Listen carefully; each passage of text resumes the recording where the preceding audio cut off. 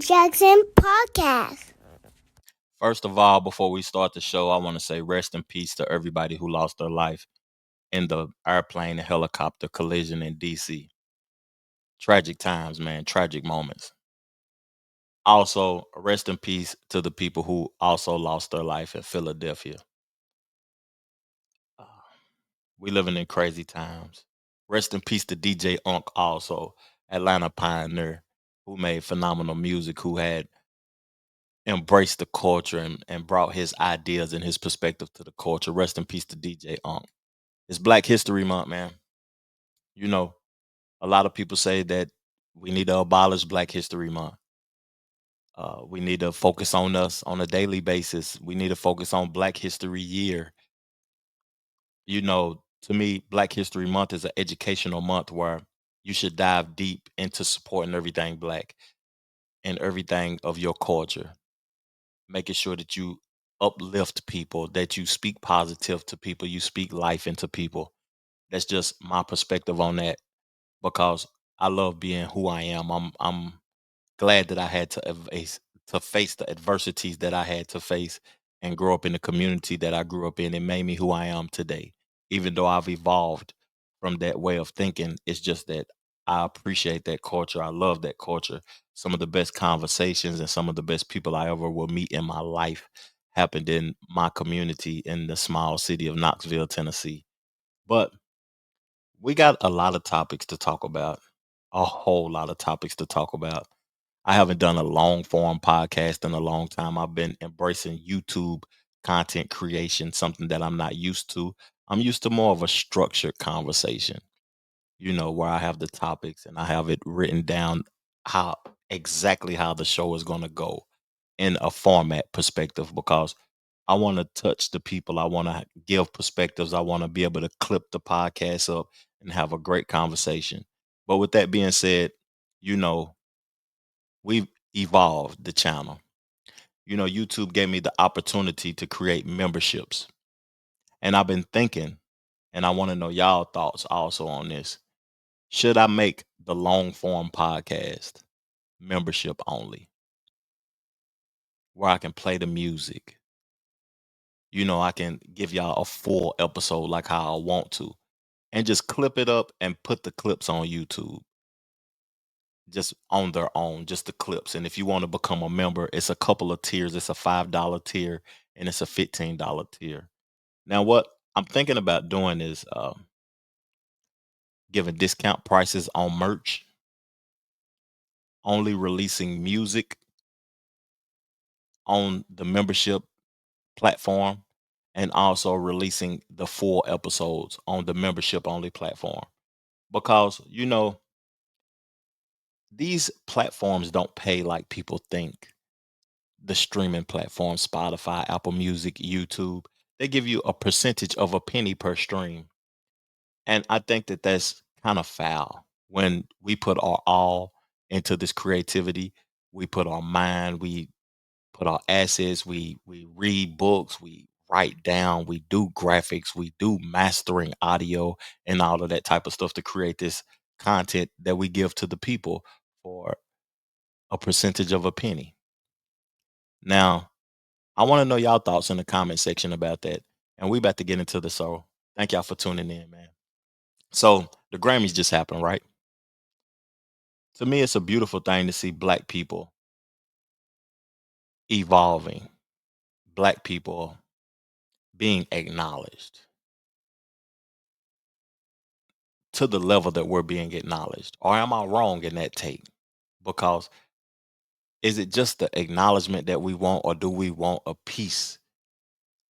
Do we want to be able to participate in the financial structure of America? Or do we just want to continue to be entertainers and athletes? Me, I was proud to see Beyonce win Country Music Album of the Year. I'm from Tennessee, man, the country capital. Looking at her win Country Music Album of the Year and being a black woman, she's a down south woman from Texas. The album was phenomenal. The performance was phenomenal at the Texans football game on Christmas. She did her thing. Salute to Beyonce. Another thing that caught my attention about the Grammys was seeing Doechii from Florida win Album of the Year with a mixtape. That is gonna make people have high expectations of Doechii. But I don't know if she's gonna be able to create another project that phenomenal because you know your first project is always your best project. And she released that as a mixtape or just a project when in our reality that was the album of the year by the Grammys. Man, the expectations are high for her. Also, I enjoy watching Stevie Wonder perform. Kendrick Lamar, though, let's talk about this for a minute. 5 Grammy, 5 Grammys for one song, not like us. My favorite song is "Play with Your B," Young Dolph, diss track of all time. You know, a lot of people say Tupac hit him up, Ice Cube, No Vaseline, Nas, Ether, a couple of more, but impactful. 50 Cent, the way he did Ja Rule on multitude of records. I can't even name one specific record, but he did Ja Rule dirty. But impact, career suffering, celebrated. Not like us up there, man. We just gotta go on and you know what I mean? Be honest with ourselves. Not like us is up there. It could be number one or number two diss track of all time. Real talk. That was an impactful diss track because he was sparring with the boy back and forth, and then he just dropped the bomb and Drake just stopped. Crazy. Real talk. That was crazy to me. Now, another thing that caught my attention was Alicia Keys winning the Global Impact Award. She deserved that, man. Alicia Keys been doing her thing on YouTube.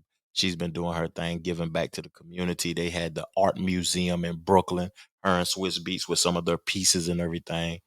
And it's just that Alicia Keys is a legendary artist and she deserves all the credit that she gets. So the last thing I seen the Los Angeles Fire Department come up on stage and they were celebrated for their efforts of what they did in the California wildfires because you know the Grammys is in California. Uh, I enjoyed it. That's all I'm gonna say. I enjoyed the Grammys this year. I enjoyed seeing black people thrive. I enjoy seeing Jay Z there also.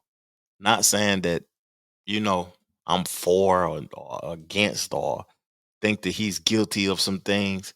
You know, Jay Z, man, he's engulfed in the culture.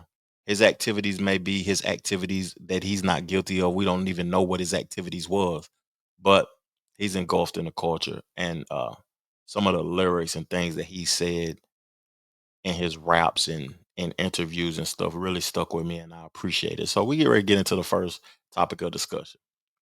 You know, I watch Cameron and Mace. It is what it is a lot. It's about to be the Super Bowl in a couple of weeks. You know, I ain't a Baltimore Ravens fan. I just thought the hat was fly. They should have made it though, but man, they took that L like they normally do around this time of the year. So I'm watching it is what it is. Terrell Owens on the show. Terrell Owens to me is like my favorite wide receiver. I don't know a wide receiver that entertained me more that was more electrifying, energetic, and he was holding teams down by himself. Real talk. But Mace asked him a question about his the way people and the media thinks of him, how the media views him. And this was a great conversation. Let's go. Why is that? I mean, Because, you're the poster child for arrogance. well, why would you think it's arrogant? I mean, some people misconstrue arrogance and confidence. I think there's a fine line between that. I don't carry myself as an arrogant person. I don't look down on people. That would be arrogance. I mean, for me to perform at a high level, everybody has, their mindset and their approach to the game. Hmm. It may be arrogant to some, but for me, I've always carried myself in a sense, in a way of how my grandmother raised me, and never been thought to be, from my point of view, to be arrogant. But I'm a strong will person, strong minded person, and some people don't like that. I mean, they Yeah. don't like people that are unapologetic themselves, and they can misconstrue that as, their confidence as being arrogant. But I appreciate, the question, but never arrogant. I'm super confident and have a lot of belief in my ability. On my shows, I do a lot of reading the dictionary and understanding terminology because I really never understood what arrogant meant. I just heard people use it a lot. But by definition, it says people who are too proud and look down on others. I agree with T.O. because you in our culture and in our community, you got to be not cocky. I don't want to use the word cocky. You just got to be confident. You got to be knowing that you good. You got to not accept failure. You got to tell yourself you great because who else going to do it? You got to know that you're great. You got to be positive thinking about yourself. And when you're like that, people always try to find words to downplay you, to downplay your confidence in yourself. People will use that. I remember Skip Bayless used to always talk bad about T.O.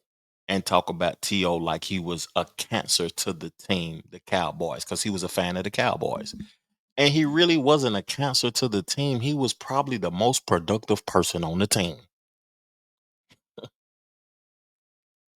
Don't let nobody stop your shine. Don't let nobody talk down on you when you know you good at something. Keep going. Keep shining. Keep winning. Keep telling yourself you great.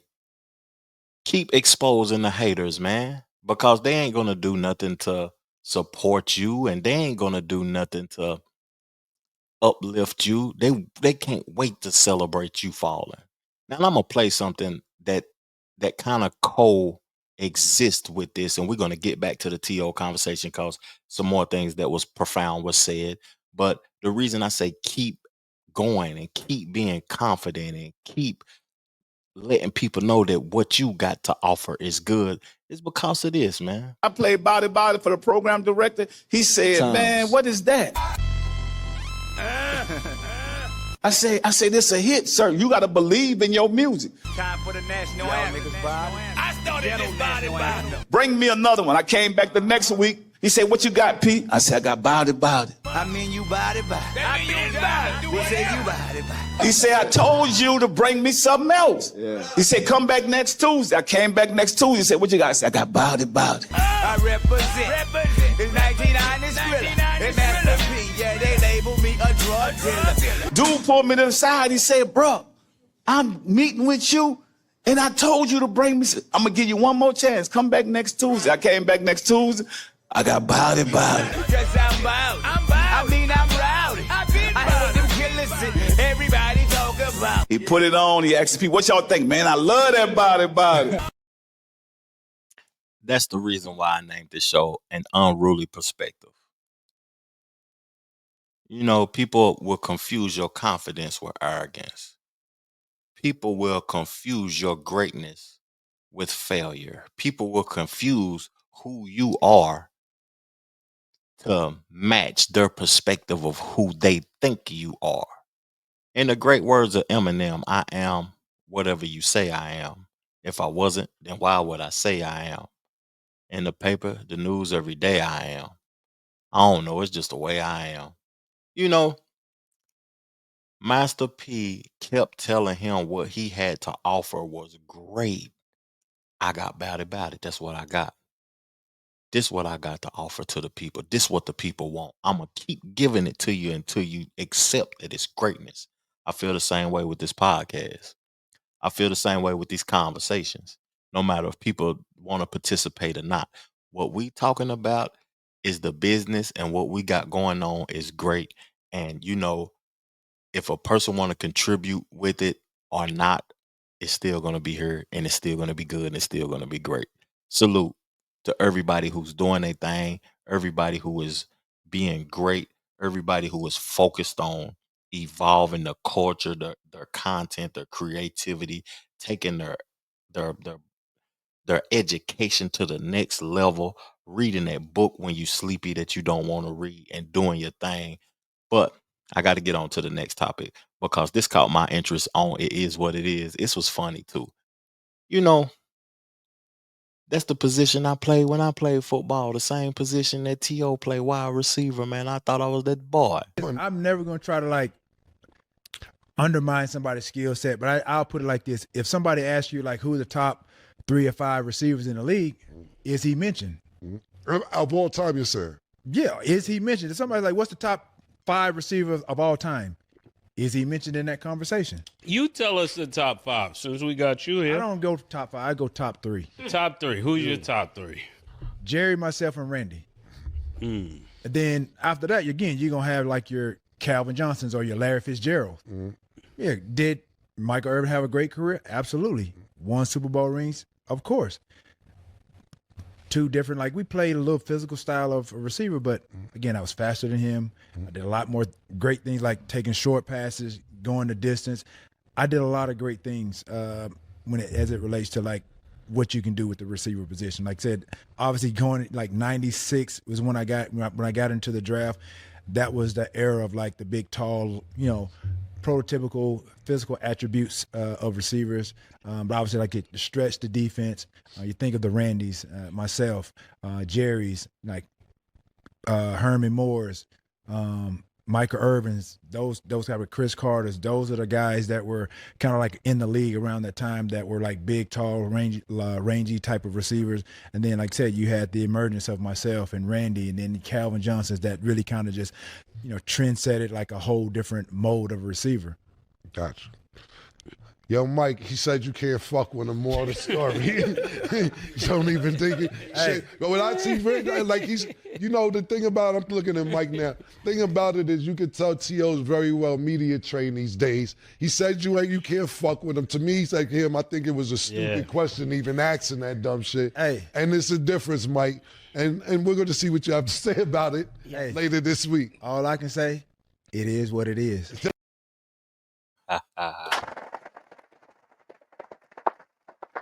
Salute to my dog T.O., man. The second best wide receiver of all time. To me. Some people will put Randy Moss in front of him, but to me, it's T.O. Now, to the conversation though, when it comes to sports and football and Michael Irvin. The conversation was Michael Irvin. Michael Irvin responded to that too. And I'm gonna tell y'all what his response was. He said the rings was too heavy. It was weighing me down. I can't be in the top 3. He does commentary with Cameron and Mace on their show also. And Michael Irvin is a great commentary person or whatever though. But when it comes to the position of wide receiver, I think everybody got the same 3. If we don't have the same 3, leave in the comment section what your top 3 is. Because if it isn't Jerry Rice, T.O., and Randy Moss, who you replacing? Who you replacing? Because that's who it is. Statistically, efficiency, effectiveness, speed, strength, route running. T.O. dropped the ball a lot though, but he still was the second best of all time. Now, when it come down there to the bottom of the list, I think that Michael Irvin played on a great team, but I don't think he was better than Ocho Cinco. I don't think he was better than Shannon Sharp, brother. He damn sure wasn't better than Marvin Harrison. Damn sure wasn't better than Megatron. There's some folks in the league today that I think better than Michael Irvin. But Michael Irvin was a dog. He was a Miami Hurricane back when they was dogs. And when he needed to get a first down, he needed to get a touchdown, he did that. He was that boy. Not taking anything from him. But that year when they was winning all them Super Bowls and they took all them players from my team, the 49ers, one year they took Dion, Ken Norton Jr., and Charles Haley. If y'all young, y'all need to do that research on who them players was and how effective they was to the Cowboys winning the Super Bowl. Dion is a name, but I don't know if people remember Charles Haley and Ken Norton Jr. They was them boys. Cowboys had the most expensive team with the most talent around it. And I really can't credit Michael Irvin as one of the best wide receivers of all time because Look at the weaponry he had around him, man. Alvin Harper and all them tight ends and all of that old type of stuff, though, man. But we get ready further the conversation. We get ready further the conversation, man. We get ready to go to basketball. Then we're gonna get into a little politics, hip hop. We're gonna finish it off with some tea and some foolishness and a couple of teachable moments. And then we're gonna get up at this thing, man. Thank y'all for tuning into my show. Thank you for subscribing to my show. Thank you for, you know what I mean, all of your support, dropping cash apps in there and making sure that we continue to move forward, man. And if I can assist y'all in anything that y'all doing creatively, let me know, man. I want to see people win. I want to help people evolve. I want to help people get their perspectives out and just do our thing, man. Real talk. Now, viral moment. I wake up Sunday, you know, if y'all watch the channel or whatever, I released a Dr. Claude Anderson perspective about his book, The Powernomics. I think everybody needs to go read that and go look at that live video that I dropped about Powernomics. You know, I seen that trade, man, this morning. I'm getting fresh, get ready to go to the gym. Had a great Saturday with the wifey hanging out, kicking it. You know, I look on everywhere on the internet, Luka Doncic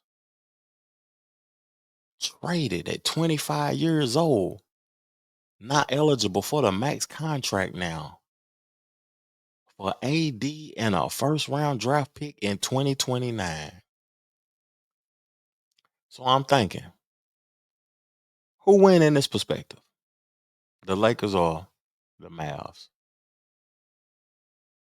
Right now, the Mavs win. I don't see how the Lakers can progress with two small forwards on the team. I just don't see it. Two ball dominant players. I just don't see it. No big man.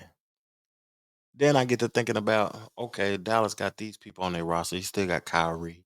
Then they got AD. They got a few more pieces around. They might make it to the playoffs this year. They made it to the finals last year. The man got traded after taking his team to the finals last year. Then I start thinking about, this nigga don't play no defense, Luka Doncic. And he always fat. He ain't healthy. He move like a tortoise. He's slower than Christmas.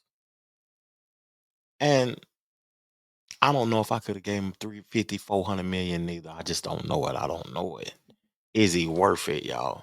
All offense, no defense. He can't check me. Let me hit this wine. Cabernet Rain Cloud. Then I start thinking about Bron. Man, he been playing for a long time, since 03.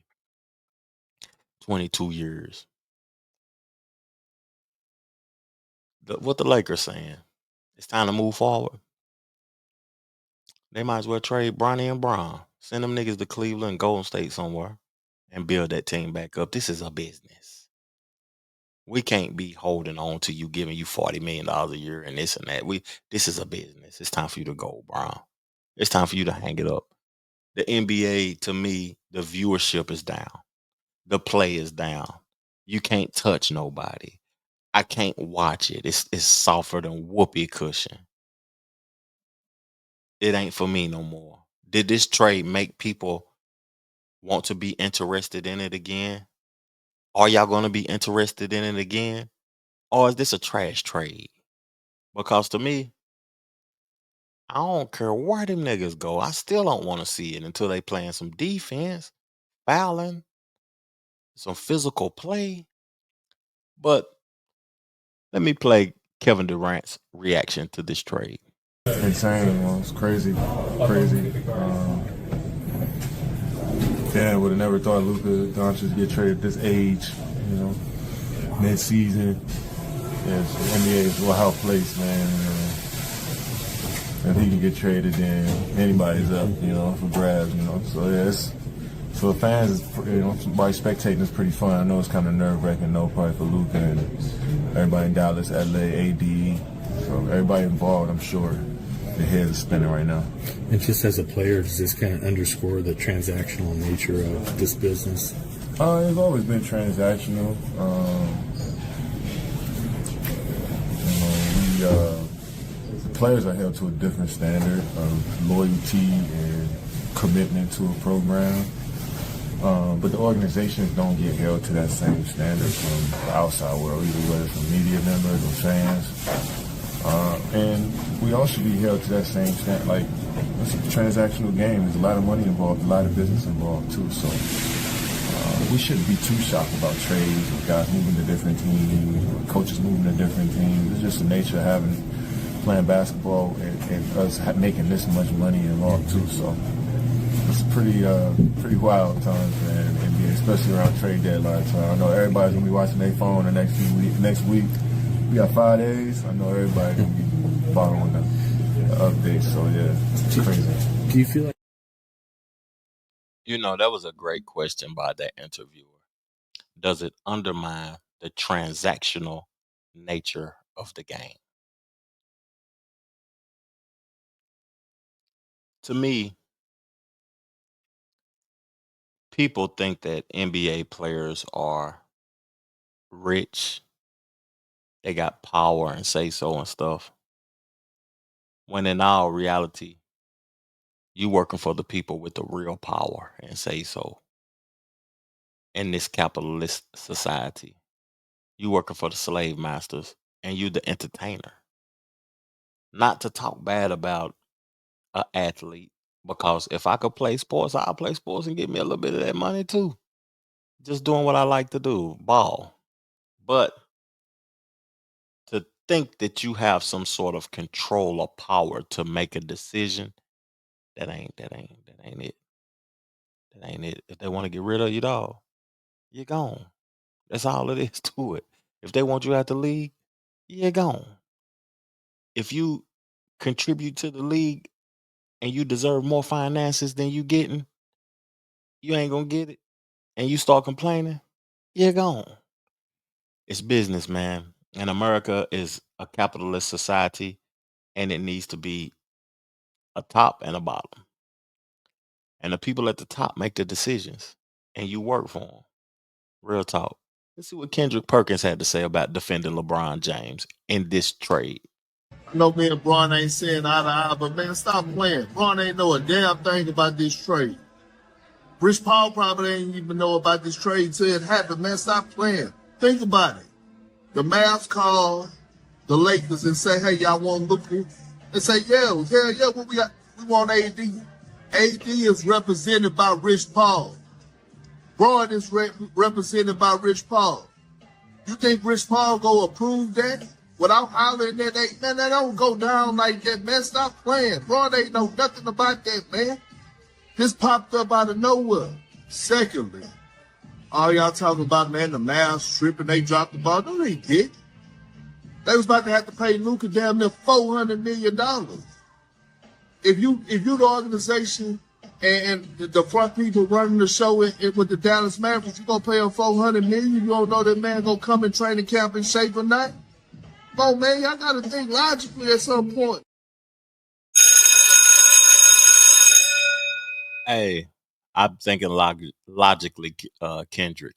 It's crazy to call him Kendrick after talking about Kendrick Lamar. I got tongue twisted with my words because Kendrick Perkins. I agree with everything that he said. I don't think LeBron James knew about that. I think that people perceive that LeBron James has more power than he does. He doesn't. It's that simple. He might be the face. He might be the reason that LA is making as much money as they making. They can charge $50,000 for a seat on the floor and give you a steak and a beer with it, and it's $50K. But he don't have that type of power, man. The person with the power is the person who is making the investment. That's always the person with the power, never the worker. Now, the second thing that he had to say before I move along in the conversation, but we're gonna keep it basketball. Um,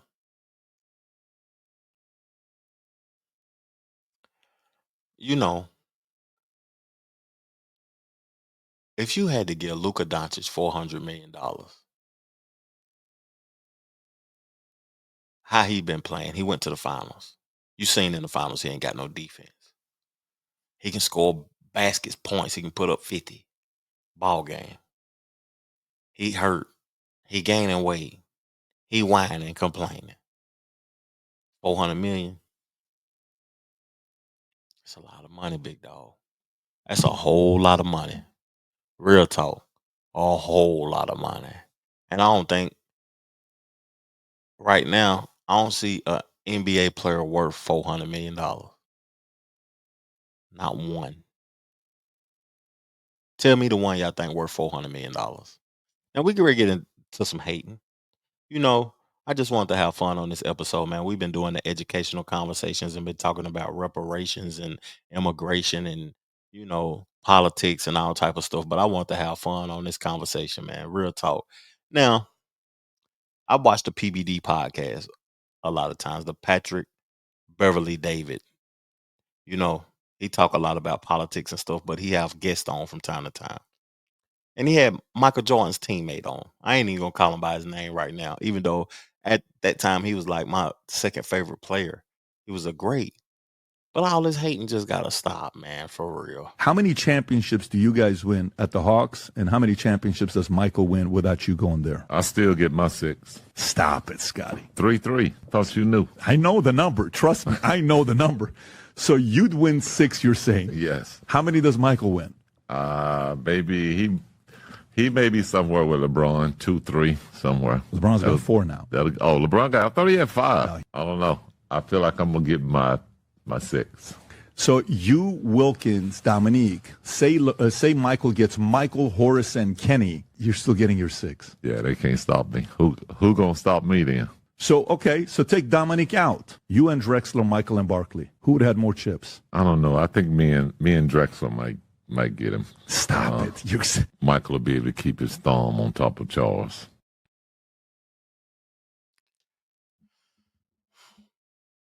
It's feeding them now. Sometimes the hate can feed you. If the hate feeding you, keep hating. Keep hating. I wouldn't expect nothing. I wouldn't expect nothing else from Scottie. You know his number was 33. He said, I'm going to get my 6 regardless. But what caught my attention about that conversation is that I didn't know he was drafted to the Hawks, or I forgot it. I think I forgot it. It was time done passed so bad from now. Him and Dominique would have been a problem, though. Can y'all imagine Dominique and Scottie Pippen playing together? If you remember Dominique Wilkins, because I feel like I'm getting up there in age. Dominique probably seemed like somebody's granddaddy to a lot of people that's watching my podcast. But Dominique Wilkins was the truth, and Scottie Pippen was the truth. And I think that he's speaking a conversation that's divisive when he need to speak a conversation of unity.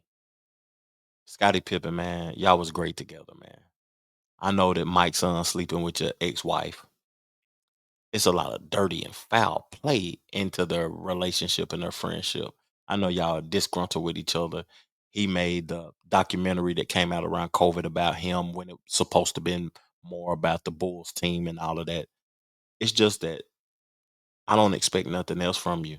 But if it was me,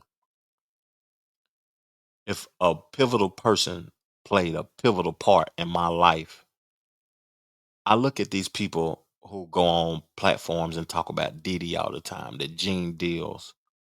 I look at a lot of these people who specifically talk about people, Dame Dash talking about Jay-Z all the time. I look at Cameron and Jim Jones' relationship, and Jim Jones always having to mention Cameron to remain relevant. Scottie, it's time to stop talking about Mike and focus on yourself. That's all I got to say about that. Now, we're going to switch it up to a political conversation. You know, this week, Trump put in a lot of executive orders. A lot of people are disgruntled. A lot of people think that it's going to be a chaotic 4 years. And, you know, I was for Trump winning. I was thinking that he was going to make some massive changes, and he is with the tariffs.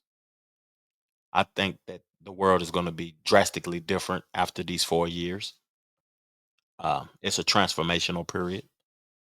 But people thought that he was going to abolish Black History Month, right? And that didn't happen. And I appreciate Black History Month. If you are a member of my channel, you know that we always celebrating Black history. Black history is something that I appreciate over here. I highly appreciate it. And I'm going to read the White House statement that was released by President Trump here in a minute. But I think that, you know, Trump may have a lot of racist rhetoric, and he may speak a lot of foolishness, and he may not convey his message like a politician. But he hasn't showed me yet that he doesn't prioritize America first. Until he showed me otherwise than that, I'm going to be for him. You know, with me, I don't care who in office. I respect the office. Just like Nelly said when people was counseling him. I respect the office. I respect anybody that's holding that seat because I live here.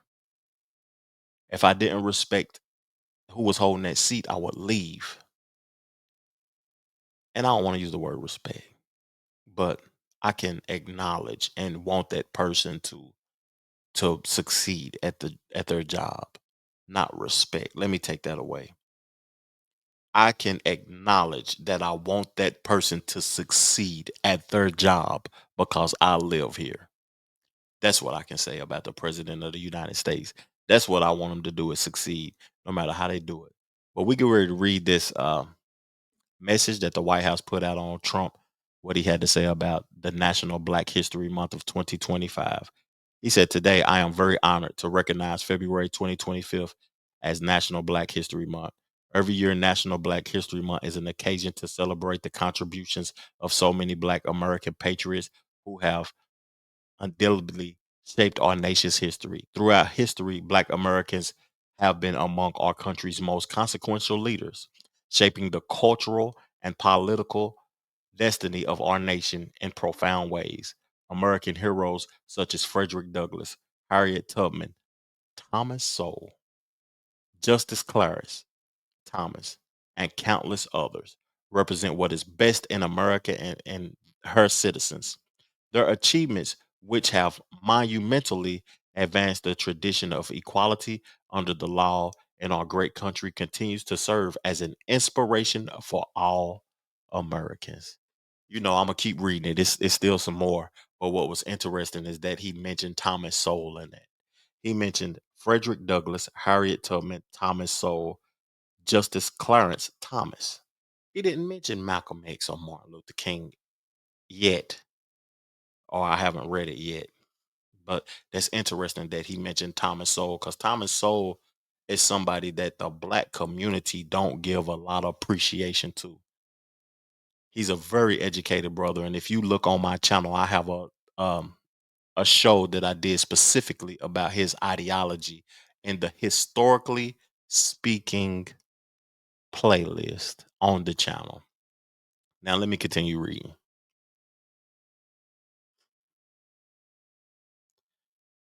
This National Black History Month, as Americans prepare to enter a historic golden age, I want to extend my tremendous gratitude to Black Americans for all they have done to bring us this moment and for the many future contributions they will make as we advance into a future of limitless possibility under my administration. Now, therefore, I, Donald J. Trump, President of the United States, by virtue of the authority vested in me by the Constitution and the laws of the United States, do hereby claim February 25th as National Black History Month. I call upon public officials, educators, librarians, and all the people of the United States to observe this month with appropriate programs, ceremonies, and activities. In witness thereof, I hereunto set my hands this 31st day of January in the year of our Lord 2025, and of the independence of the United States of America, the 249th.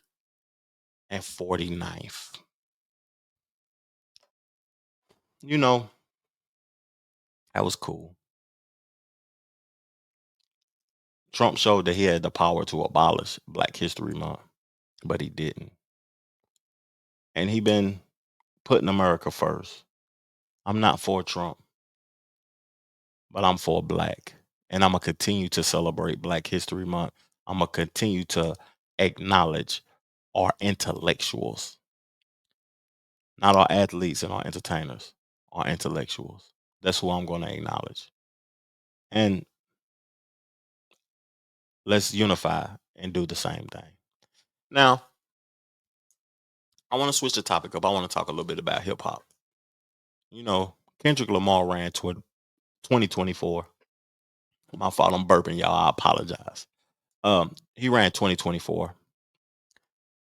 You know, the music that I grown to love in the genre of hip hop is street music, trap music, like that authentic street music that bang them talking about the culture and the hoods and the ghettos and the projects and all of that. To me, that just took a back burner, like way back. It's nobody doing it on a level of authenticity no more. I like what ESTG doing. I like Shy Glizzy up in DC. Um, I like what Young Thug did before the case. I don't know what he's going to do now. I like what Future is doing, even though it's junky music to me. But somebody was freed this previous week, and I think he is going to contribute to the elevation of street music. I'm just be sure to like, comment, and subscribe. What? No more free luau. Tell him, no more free luau. That boy's back, your ducks.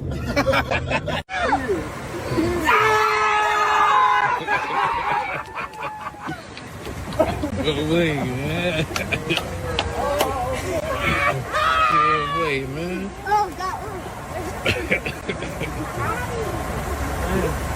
That boy free. That's Oh, you need a haircut, right? Yeah, that's all in the back, cameras in the front seat. Damn, I want to go.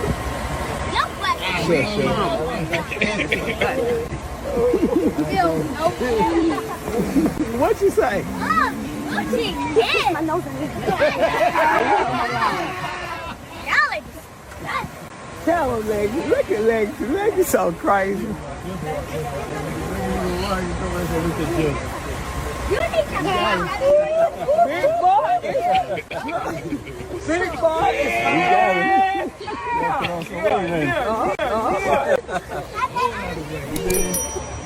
I know that. You ready? Yeah. I'll hold that shit back, man. Let that shit out, man. That shit out, bro.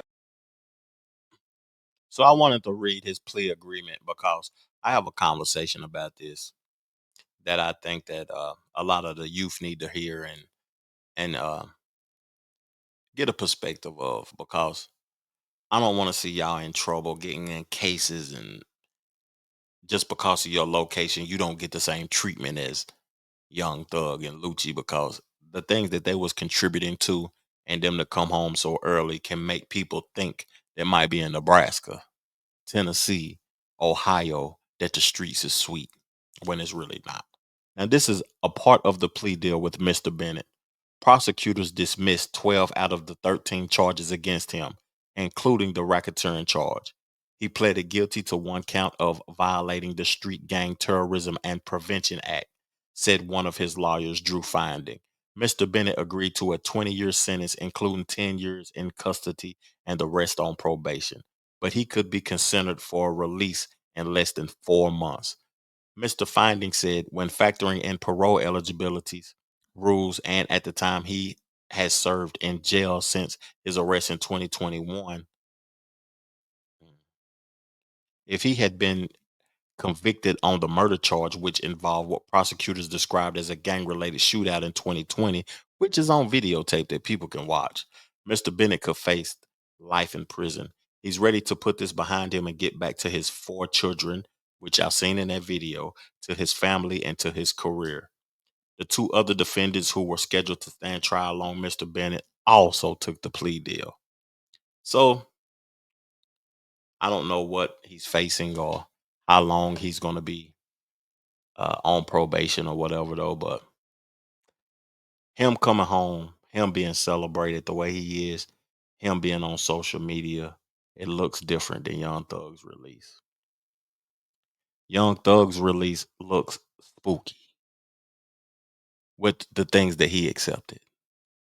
He accepted 15 years. He can't go to Atlanta. He can only pass through the airport or whatever. When he could have waited it out and came home like Lucci. Me looking at this lets me know something that I'm not going to address on this show.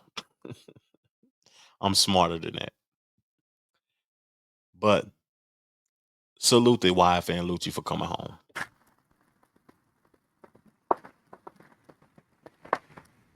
I want to get into some nasty time conversation because I was looking at this podcast last week, man. I was like, nah. I'm in Charlotte, right? Cam Newton was the boy here, man. He had the city on lock. The ladies love him. He took the team to the Super Bowl. He could go downtown and do whatever he pleased to do. He was the man in the city. And I'm looking at him talking about wit. I'm like, what? What is, huh?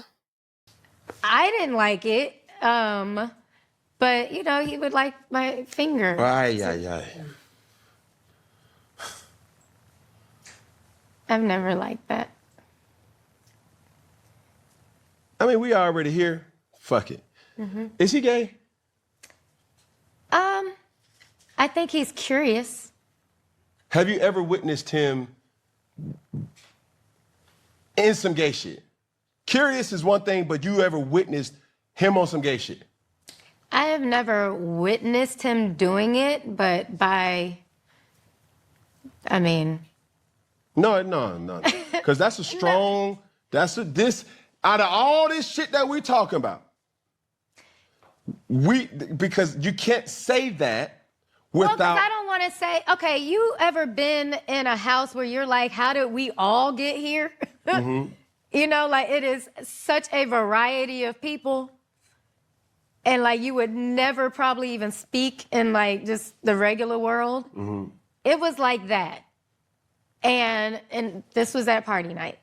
And let's even back up a little bit. Christine had left because she found out that Dwight and I had started messing around. She had no idea. Mm-hmm. And he tried to pull us into the room to have a meeting. And he said, y'all want to pull out y'all toys? And she was like, what? You know? And I was like, what the fuck? Because that was his introduction into trying to have A one threesome. of them. No. Well, I guess, yeah. But I was saying the polyamorous thing. Okay. Yeah.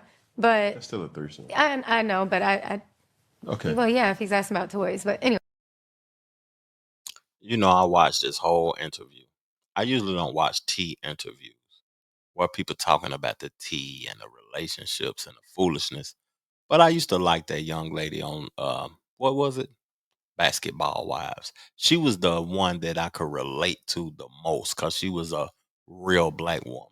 She wasn't the extra light skin or the mixed girl or the girl that had the max player and all of that.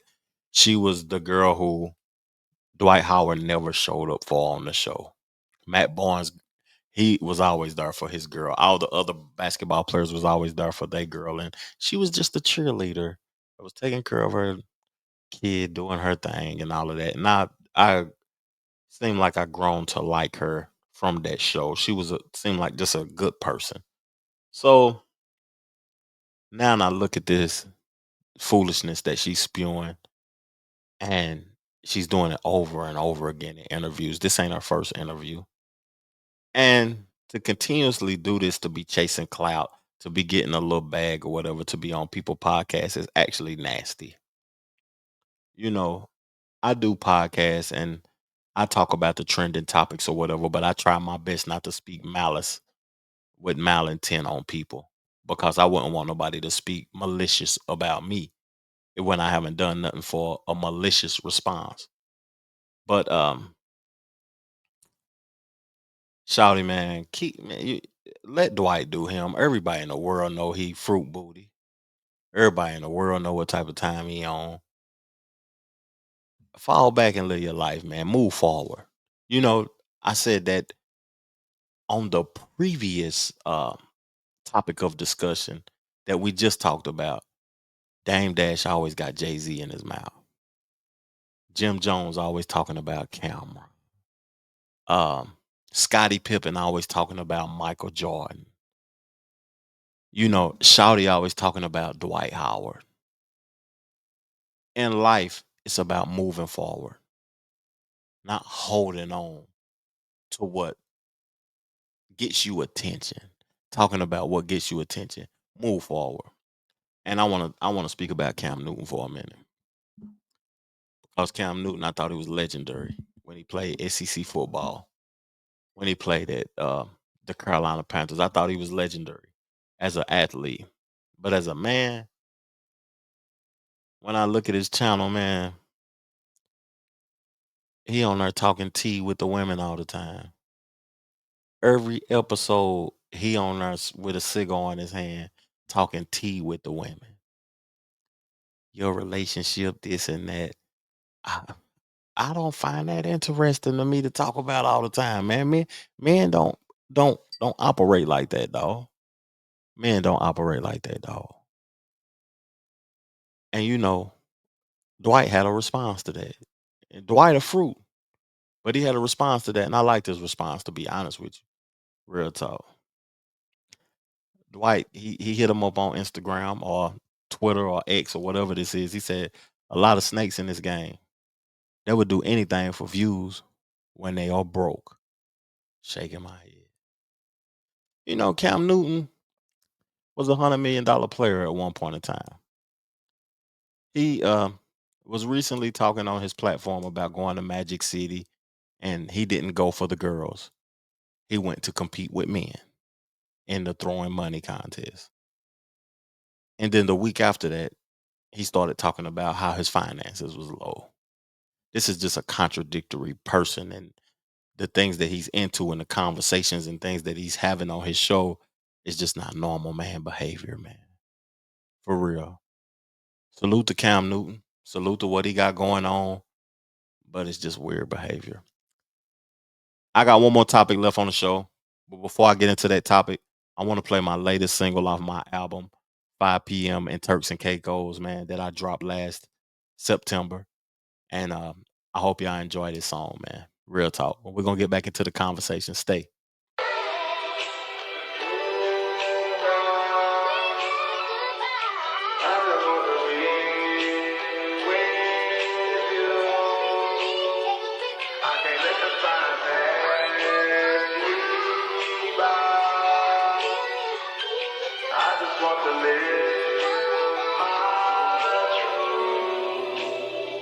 I can't let the time pass me by. I just want to be with you. I can't let the time pass me by. I just want to live my truth. I can't let the time live my truth, nigga. What it do? Came up, got the bricks, now copping by the deuce.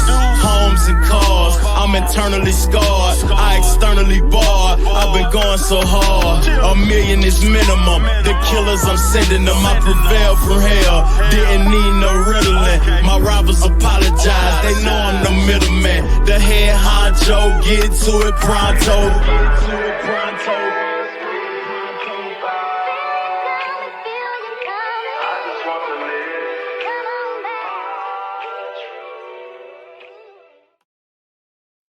Thank y'all for tuning in to my content, man. The last topic of discussion that we about to have is something that I've been talking about frequently on the channel as of recently. The DJ Academics Twitch ban. You know, the teachable moments that it's been having for people in the culture to understand that a lot of people that may look like us aren't like us, that come from the islands and come from other countries and things. They don't operate like how African Americans and black people, FBAs, however you want to identify as, operate. Um, you know, he spoke with that 15-year-old boy on Twitch and he been banned and he lost sponsorship. He's losing more sponsorship. People are taking initiative to get him up out of here. His views is down on his YouTube channel. His lives used to have, I'm sorry for burping, y'all. His lives used to have 10, 12,000 people watching him live. Now it's like 1,500, 2. He done fell back as of recently. He ain't dropped nothing in a couple of days. And, you know, I find Joe Budden is like a supporter of that.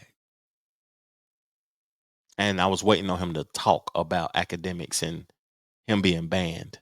And I want to say something before I further the discussion. When it comes to hip hop commentary, those Jersey hosts are the best. Star, Joe Budden, DJ Academics. They the best at what they do. Hands down. Ain't nobody better. Nobody on the West Coast, nobody in the South, nowhere in the country is better than them at hip hop commentary. But I was waiting on Joe Budden to talk about it. I thought he was gonna, you know what I mean, try to finagle his way around it and not talk about it. You know how he's smooth with the words. And he spoke on it, and I want to play it for y'all. Saying Ack has been permanently banned from Twitch. I saw that. I just saw that, yeah. They're also saying that Steak unfollowed him. I haven't fact checked these things, but just a quick peruse on the phone said that just now. Yeah. Wow. Yikes. That's ugly. Yeah. What does banned from Twitch mean? Can't stream, can't do That's nothing. it. You're done. You could ban me from using Twitch. It's a platform. Yeah, to take your account. But the account that No, that but you, he had, I think, some type of special Yeah. deal with them. the account And I've had a deal with Twitch, and it's in that contract where they can. There's certain shit if any of this happened. What I will say about that, actually, he put on a masterclass in how to not handle something. He did eventually come around, and say the right things and apologize, and I was wrong, and we got to be held accountable, and us streamers have a large audience, so we got to love the kids and be kind. He did all of that, but it was after the fact. It was after he said some other things, and part of the other things was, what the fuck y'all gonna do? Cancel me? You can't. can't cancel something that you didn't help build. Which I guess might be true if you're talking about fans, but it's not true when you're talking about companies. You can ask the Fresh and Fit when they got demonetized off of YouTube, and like it's a thing. So you Shit, Ye said that. Adidas, what they gonna do? They can't get rid of me. And then they got rid of him. But he ended up, you know. I'm just saying, companies. I wouldn't go around challenging companies. Right. I wouldn't be double daring companies to cancel. And the companies react off the people. Yeah, enough noise make enough of that noise. Y'all think that these companies are not reading tweets and checking the temperament on some of them contracts they got? You are wrong. You know, he started it off soft by trying to say that, what does it mean to be banned off Twitch? These places that you can touch with the button, Facebook, X, Instagram, Twitch, YouTube, these are billion-dollar corporations. These are the new Ford, Wells Fargo, Bank of America. These are the money. It's where the money is at. Joe Budden saying that he was trying to not acknowledge and talk about DJ Academics in a bad way, because they're friends. They collaborate. They got money together. They did a show together before. But the truth is the truth, dog. He came around and he started talking about that DJ Academics put a master class on how not to handle things. His rhetoric and the way he spewed the foolishness and saying that people can't ban him or counsel him is what made people want to counsel him even more. What made people want to ban him even more. Because at the end of the day, they started talking about how companies react at the end. But you know who the companies listen to? The people that's on these platforms. They listen to us on YouTube. They listen to the people that's on these channels talking they talk. And at the end of the day, their opinion matters. It shows your value. You know, public perception is probably one of the most valuable assets in this digital social era, public perception. Because if you perceive me as a failure, then I'm going to be a failure. If you perceive me as successful, then I'm going to be successful. But to the public eye. But to me, if you perceive me as a failure, I'm still going to succeed because I'm me. Your perception don't matter. But when it comes to these companies, it do. Now, this is the last thing I want to talk about on this show. And thank y'all, man, for being here for this whole hour, for this solo pod. I did a solo pod, no live, no guest, no nothing for a whole hour. I'm still in my bag, man. But I want to play this teachable moment from y'all because this is how people think. And this is coming from the same podcast with Joe Budden. But this is Queen's Flip. And this is his thought process on what academics did on Twitch. What are you saying, Flip? No, like, so the bigger message is that, you know, how, because they use the certain words like grooming and stuff like that. They're just using these words that is foreign to us. And I hate to say where we come from or how we grew up, and not making an excuse, but you are a product of your environment, meaning that when it comes to teenage boys or whatever, we encourage them to, yo, get that girl or do that. We had those conversations. It's been like that since I was, the older niggas around me did it with me. I did it with my son, you know what I mean? Not saying that it's right, it is wrong. Now if you acknowledge it as wrong, then what are you saying? I'm acknowledging that it's wrong, but I'm saying that it's not foreign. That behavior. That's what I'm saying. Like, it's not new. You know what I mean? Like, if of course, Great. that's what I'm saying. I think it's wrong. So we're 100%. in a place today where that behavior is being checked and people are being educated on things. And I agree. But But you have to learn it. There are consequences. Yeah, and you have to learn in real time. I hate that I'm about to say this at the end of the podcast because I hope she hear this. My mom, she always told me about black people from other countries. They don't think like you, baby. They ain't like you. They don't have the same ideology, perspective. They don't move like you. They don't care about the same things you care about. They didn't get the same teachings that I taught you. They think differently from you, and you better watch yourself and don't trust them people.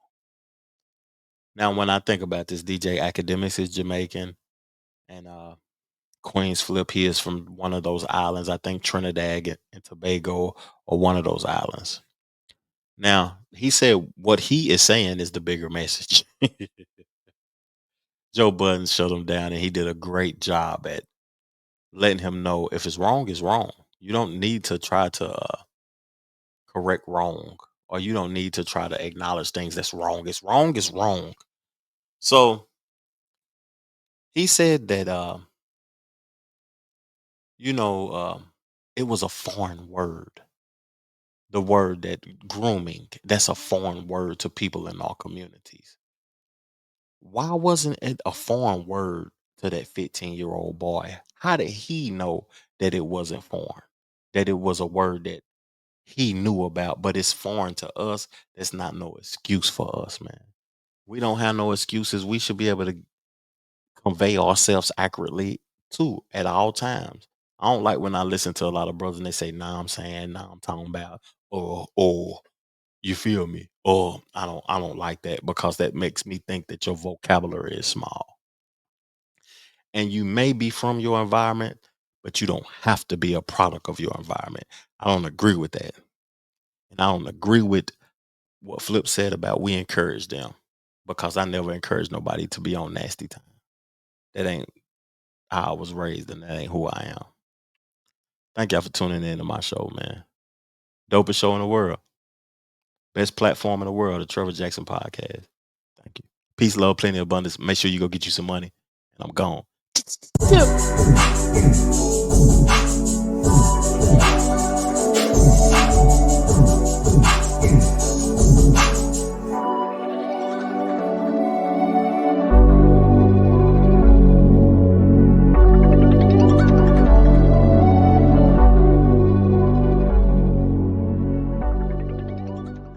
The Trevor Jackson Podcast.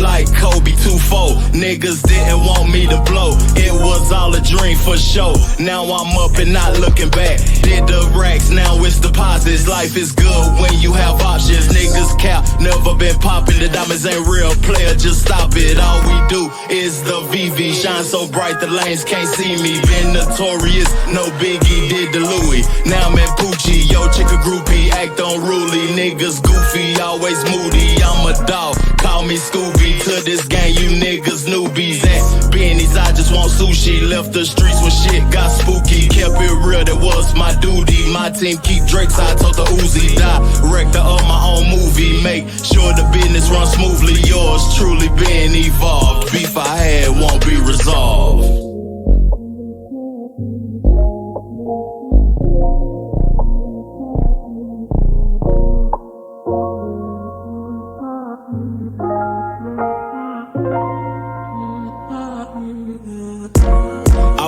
Like Jordan 2-3 used to be the price of a key. Street dreams, I did that looking back, and I'm still that real nigga. That's too official. We peep that y'all artificial. The affiliation ain't beneficial. The case ended in a dismissal. You did the double, I got the triple. Kept my head on the fucking swivel. When I left, shit was crippled. Never been a man in the middle. My life ain't superficial. The streets hot, I made it sizzle. You claim you real, that made me giggle. You niggas paper, way too little. I'm Kyrie, the way I dribble in and out the lane, sip the champagne, campaign and the team strong. Money talk, that's my theme song. The plug never try to prolong. Every day I got it gone. I'm a starter, you a walk on, and that lame shit it gets stepped on.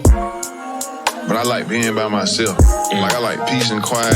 I like it like I'm a loner, bro. I do better and come up with shit better, and I make money, do a lot of shit. Yeah, I do everything better, bro, just being by myself. You know what I mean? Like, and that shit kind of like a problem. Like, my hate that shit. Like, bro, why you by yourself? Why you by yourself? Like, I just don't like being around a lot of people.